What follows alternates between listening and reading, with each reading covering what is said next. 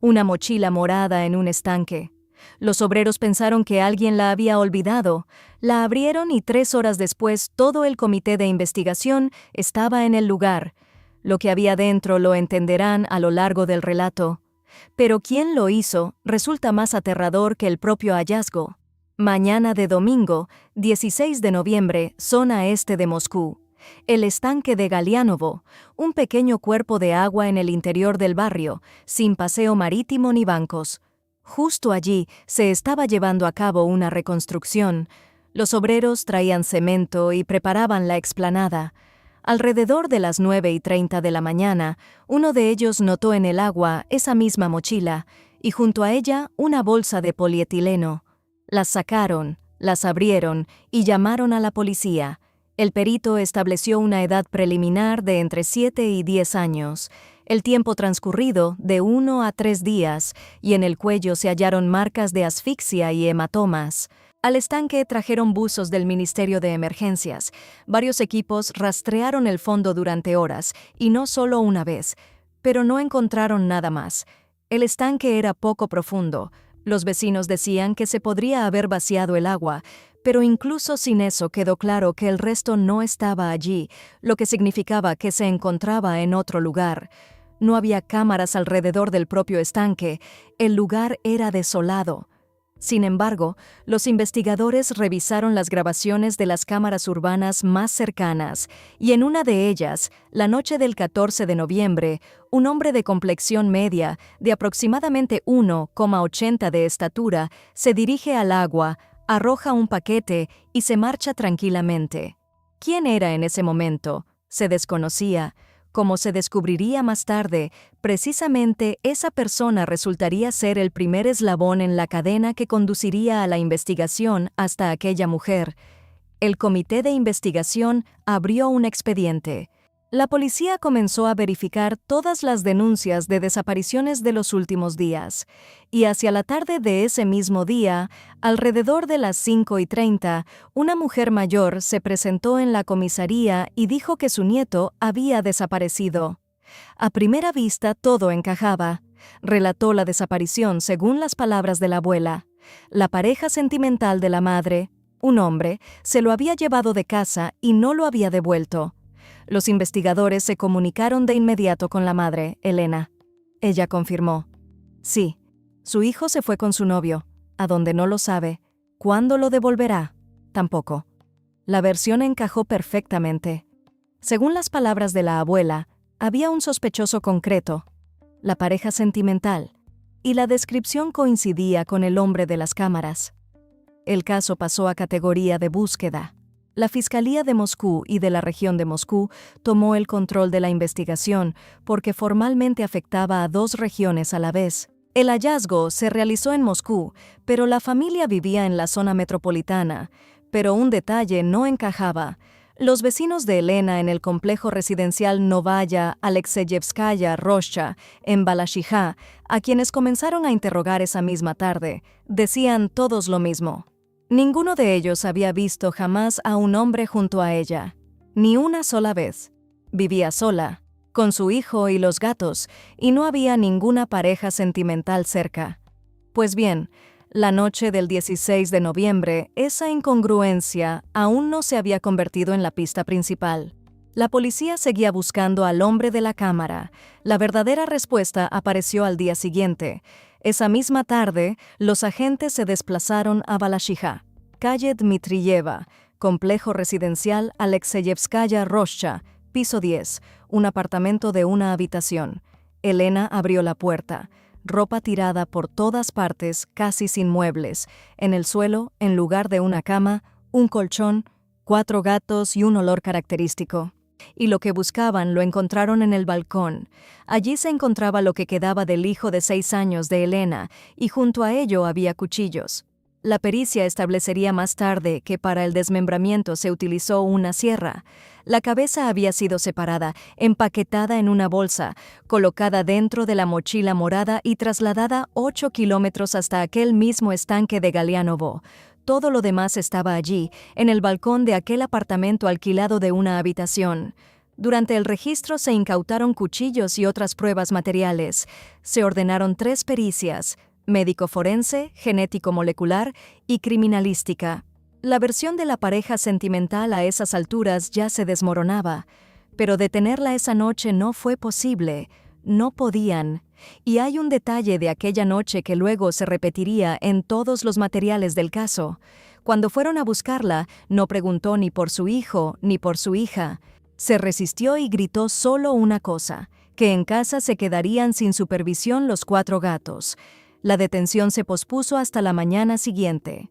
La confesión voluntaria apareció en el expediente ya en la mañana del 17 de noviembre. Elena Tsutskova fue detenida, llevada a declarar, y habló de inmediato.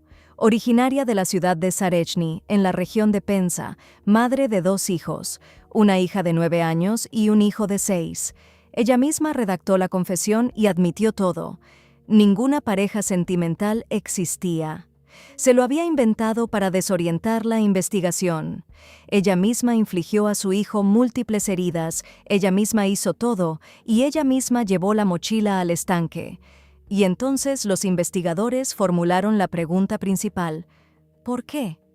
Elena no pudo responder. No se negó, sino que precisamente no pudo explicar qué la empujó a ello. No estaba en condiciones y la investigación registró: motivo no establecido. La Dirección General de Investigación del Comité de Investigación de la Región de Moscú abrió un expediente por el apartado B de la parte 2, por el hecho de que la víctima se encontraba manifiestamente en estado de indefensión. El aparato central del Comité de Investigación tomó el control de la investigación. Se ordenó una pericia psicológico-psiquiátrica para establecer si Elena comprendía lo que hacía. Si la declaraban inimputable, no habría condena, sino internamiento forzoso. Pero esa misma tarde, la situación cambió.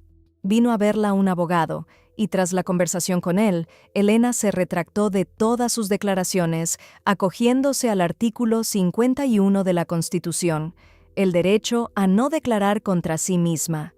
Por la mañana, confesión completa; por la tarde, retractación total.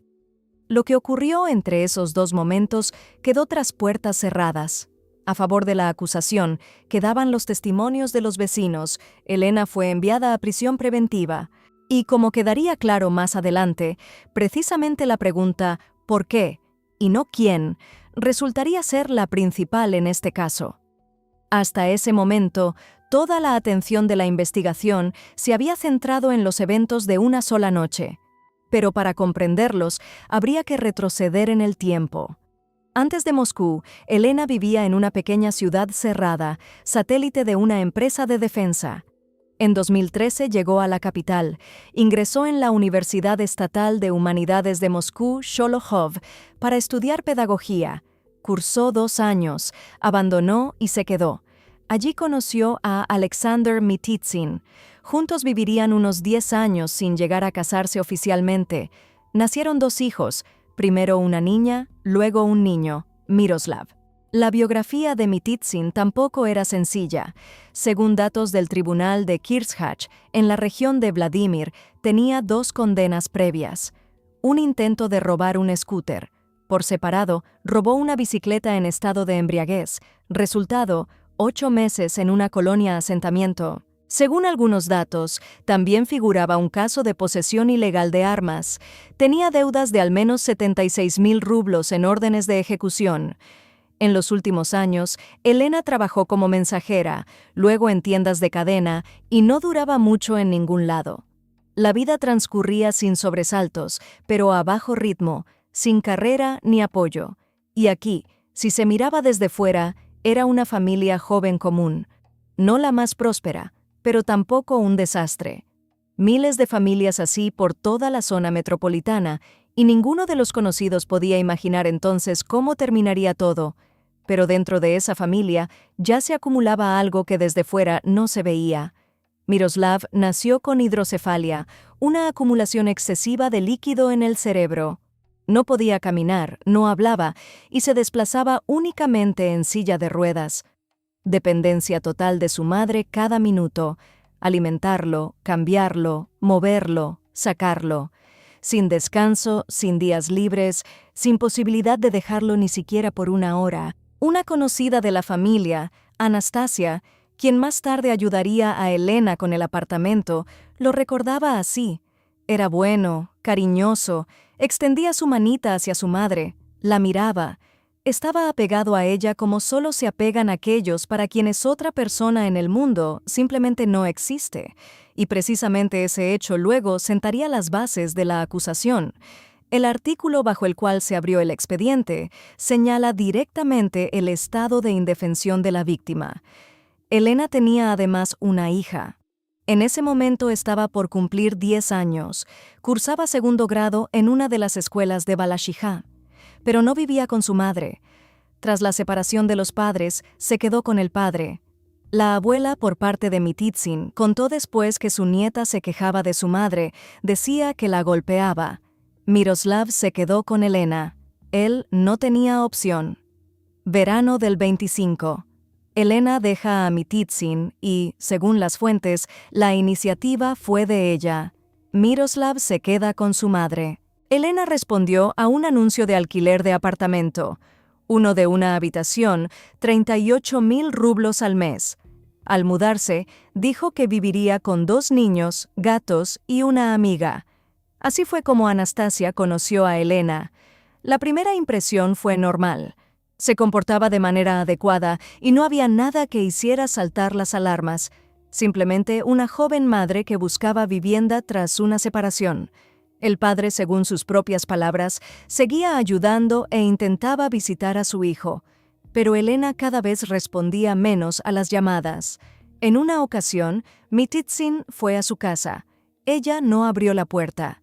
La abuela contó que Elena se comportaba de manera inadecuada y que el contacto con ella se volvía cada vez más difícil. Y a esas alturas, la situación era la siguiente. Sola en un apartamento de una habitación con un hijo gravemente enfermo que requería atención las 24 horas del día.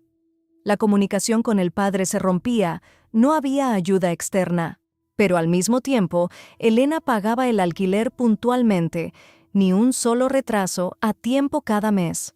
Como si precisamente a eso se aferrara en último lugar, a las paredes, a la dirección, a la apariencia de una vida normal.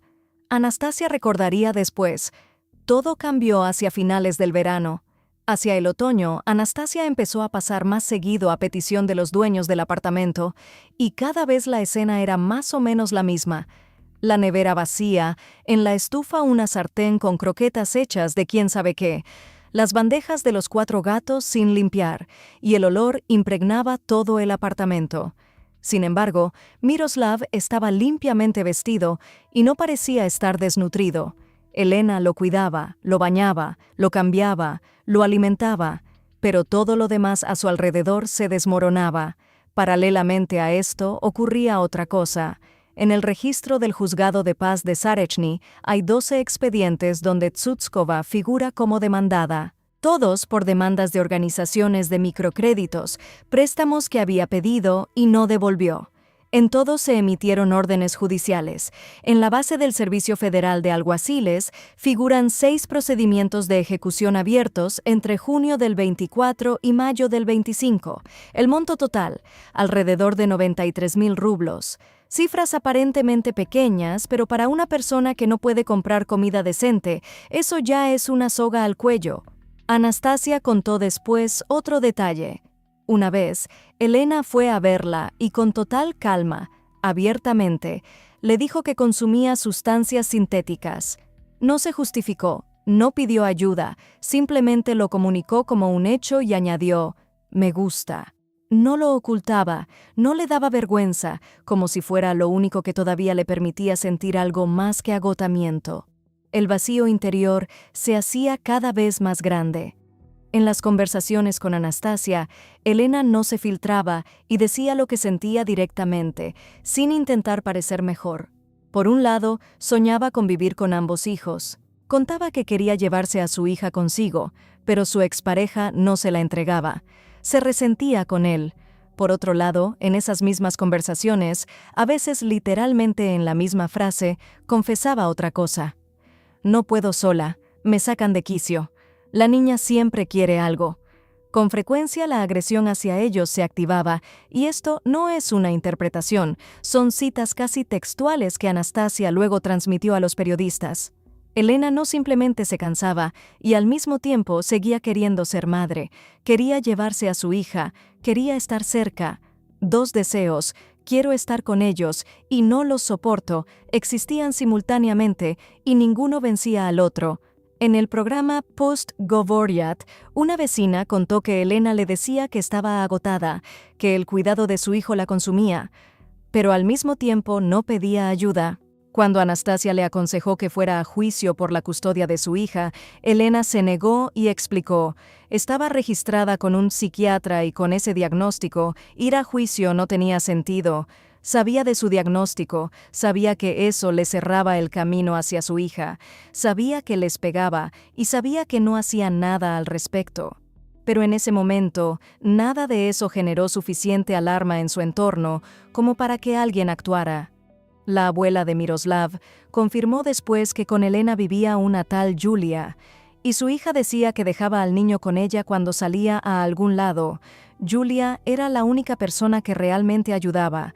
Cuidaba de Miroslav, se entendía bien con él. De hecho, reemplazaba a la madre en esas horas en que Elena salía o no podía más. No era una cuidadora contratada ni una trabajadora social, simplemente vivía allí y asumía parte de la carga. En septiembre del 25, Elena echó a Julia del apartamento. La causa del conflicto se desconoce. Ninguna fuente explica qué ocurrió exactamente entre ellas. Julia fue a ver a Anastasia llorando y dijo una sola cosa: su amiga la había echado de casa. No volvieron a hablarse, y a partir de ese momento, Elena se quedó completamente sola. Entre la partida de Julia y el 14 de noviembre pasaron 2 meses. Lo que ocurrió en ese periodo es prácticamente desconocido. Anastasia recordaba el último encuentro. Elena tenía un aspecto diferente, muy callada, acorralada, no mostraba interés por nada.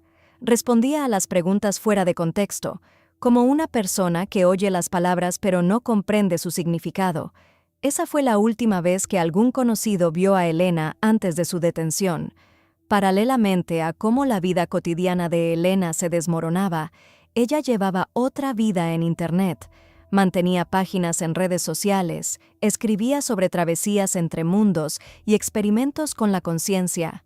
Afirmaba que durante 22 años la perseguían números en sueños y los percibía como señales de otra dimensión. Se consideraba guiada. Le atraían los rituales. Llevaba un canal de Telegram donde publicaba imágenes generadas por redes neuronales. Al mismo tiempo, cambiaba frecuentemente de números de teléfono y de cuentas en redes sociales, como alguien que o bien se esconde o bien no puede quedarse quieta en una sola realidad. Habló de su diagnóstico: esquizofrenia. Elena no lo decía directamente, pero mencionaba que en el pasado hubo una situación desagradable y la pusieron bajo supervisión. En cambio, sobre la magia hablaba abiertamente y con entusiasmo. Y desde fuera, esto parece otra versión más. Esoterismo, rituales, otros mundos. Quizás fue un acto ritual, una pista falsa que por un segundo parece verosímil, pero detrás hay otra cosa.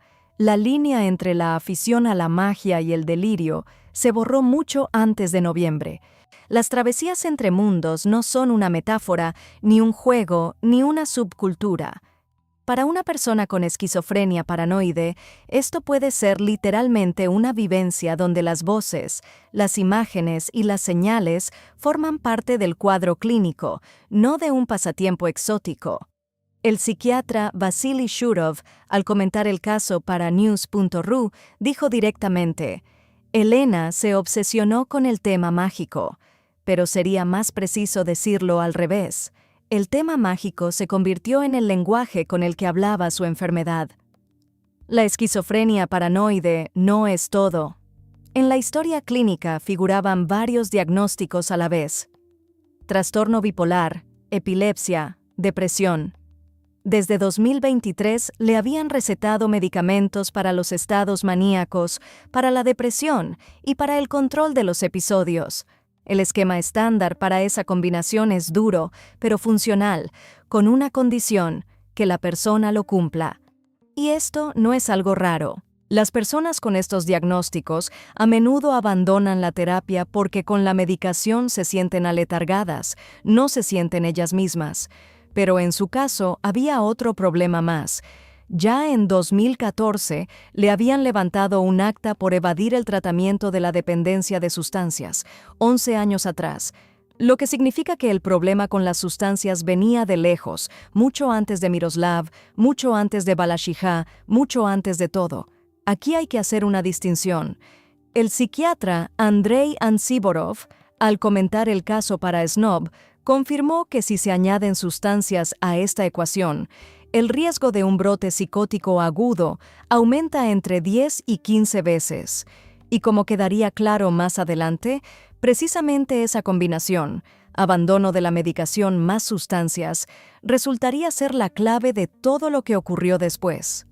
Elena no simplemente consumía sustancias ni simplemente tomaba pastillas, las mezclaba. Según los datos de Schott, precisamente esa combinación, antipsicóticos recetados para la esquizofrenia más sustancias ilegales, le provocaba episodios de agresión. No irritación, no un arrebato, sino una agresión tal que después ella probablemente ni siquiera recordaba lo que había hecho. Y el mecanismo aquí es concreto, y Antsiborov lo explicó. Los antipsicóticos suprimen la dopamina. Esa es su función directa. Las sustancias, por el contrario, la liberan. Cuando los dos procesos ocurren simultáneamente, el cerebro recibe señales contradictorias y el sistema de regulación simplemente se quiebra. Pérdida de conexión con la realidad, no un mal día ni un estallido, sino una psicosis clínica en la que la persona puede no distinguir lo vivo de lo inerte, lo propio de lo ajeno, la realidad de una orden en su cabeza. Y aquí se hace visible la diferencia entre cómo uno quiere entender esta historia y lo que realmente es. Uno quiere una respuesta simple, era malvada, cruel, pero el cuadro clínico dice otra cosa. Estaba enferma y en lugar de tratamiento recibía sustancias que convertían su enfermedad en una bomba. ¿Quién se las vendía? Se desconoce. Si alguien controlaba la toma de medicamentos, aparentemente no. Si estaba bajo los efectos precisamente el 14 de noviembre, la investigación aún no lo ha establecido, pero la combinación existía desde hacía tiempo y quienes estaban cerca lo veían. Desde principios de septiembre del 25, a Elena le llamaron la ambulancia en repetidas ocasiones. El motivo registrado en las fichas de las llamadas, comportamiento inadecuado. Llegaba el equipo, registraba el estado, se iba. Lo que ocurría después se desconoce. La hospitalización forzosa en Rusia solo es posible por decisión judicial y si la persona representa una amenaza inmediata. Y con toda probabilidad, cada vez no se reunían los requisitos formales suficientes. Los vecinos del apartamento anterior contaron después todos lo mismo. Veían frecuentemente a Elena en estado inadecuado. Del apartamento se escuchaban gritos. Un vecino llamado Dmitri lo decía directamente, escuchaba gritos regularmente y precisaba que definitivamente no era un adulto quien gritaba. En la nueva vivienda de la calle Dmitriyeva, la situación no cambió. 3 días antes del 14 de noviembre, alrededor de las 11 de la noche, una vecina escuchó cómo Elena gritaba algo por la ventana de forma desgarradora y a las 4:30 de la madrugada los gritos se reanudaron desde dentro del apartamento. Y he aquí lo que resulta. Las llamadas a la ambulancia existieron, los gritos los escucharon. En la vivienda anterior los vecinos vieron marcas en ambos, moretones, cicatrices. La diputada de la Duma estatal, Nina Ostanina, cuando el caso se hizo público, declaró que la responsabilidad debería recaer sobre el psiquiatra que supervisaba a Sutskova. Pues bien, la cuestión resultó ser más compleja que la de un solo médico culpable, porque el médico es solo un eslabón, y eslabones había muchos. El 12 de noviembre de 2025, 4 días antes de que los obreros sacaran la mochila del estanque, en Moscú ocurrió otro caso. Una mujer de 37 años llamada Ksenia hirió a su hijo de 6 años con un martillo, tras lo cual intentó quitarse la vida. La noticia se difundió rápidamente por las redes sociales, llegó a canales de Telegram y a los portales de noticias. Según la versión de Shot, Elena pudo haber visto esa publicación, y para una persona en su estado, con delirio activo, con voces, con travesías entre mundos, una noticia ajena podía funcionar no como información, sino como una señal. En psiquiatría esto se llama delirio inducido, cuando la idea obsesiva de una persona se transmite a otra que ya se encuentra en un estado vulnerable. No es imitación ni copia, sino la percepción de la acción ajena como confirmación de las propias voces. La coincidencia es escalofriante. La misma Moscú, la misma edad, 6 años, el mismo noviembre. Demostrar la conexión entre los dos casos es imposible. La investigación no lo afirma, pero tampoco se puede descartar la coincidencia, especialmente si se tiene en cuenta todo lo que para ese momento ya había confluido. Enfermedad sin tratamiento, sustancias encima de la medicación, aislamiento total, 2 meses a solas con aquel a quien no podía sostener. Pues bien, si todo eso era un barril de pólvora, entonces la noticia del 12 de noviembre pudo haber sido la chispa, o pudo no haberlo sido, y probablemente nunca lo sabremos. Pero 2 días después, Elena tomó un arma cortante. Según los datos de la acusación, el 14 de noviembre, Elena Tsutskova, encontrándose en el apartamento de Balashija, tomó un cuchillo de uso doméstico e infligió a Miroslav múltiples heridas penetrantes en la zona del pecho, el abdomen, las extremidades superiores e inferiores. Él no podía caminar, no podía hablar, no podía cubrirse con las manos, arrastrarse ni llamar a alguien. Solo podía mirarla como la miraba siempre, cuando extendía su mano hacia ella. Después de eso, utilizó una sierra, probablemente para desviar la investigación por una pista falsa. Según los datos de Basa, después de eso, Elena intentó quitarse la vida, y en su cuerpo encontraron posteriormente cortes recientes. Pero se detuvo, y aquí viene un detalle que luego repitieron todas las fuentes. Se detuvo no por su hija, ni por miedo, ni por arrepentimiento. Le aterró que sin ella no habría nadie para alimentar a los 4 gatos.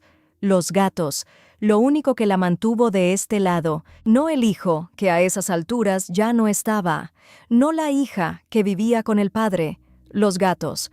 Y esto no es crueldad ni cinismo. Lo más probable es que ese sea precisamente el punto en el que la enfermedad reemplazó definitivamente a la realidad, donde la conexión con las personas ya no existía, pero la conexión con los animales aún se mantenía como el último cable que no se había fundido.